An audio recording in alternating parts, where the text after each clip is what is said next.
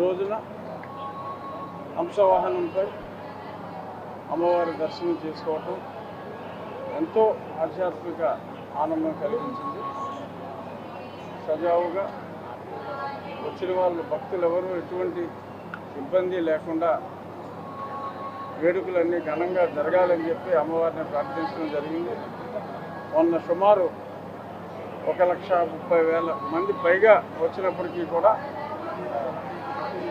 Concern EO గారు, commissioner గారు అందరూ చాలా బ్రహ్మాండమైన ఏర్పాట్లు చేసి ఎవరికి ఎటువంటి ఇబ్బందులు కలగకుండా చూసుకున్నారు.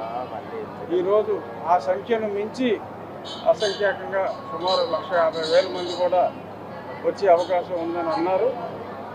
ఎటువంటి ఇబ్బంది లేకుండా సవ్యంగా సాఫీగా అన్ని ఏర్పాట్లతో జరుగుతున్నందుకు మరొక్కసారి దేవాదాయ శాఖ మంత్రి గారిని, కమిషనర్ గారిని, టెంపుల్ ఈవో అండ్ నిరంతరం శ్రమిస్తున్న పోలీస్ శాఖ అధికారులందరికీ కూడా ఈ సందర్భంగా నా హృదయపూర్వక ధన్యవాదాలు తెలియజేస్తున్నాను.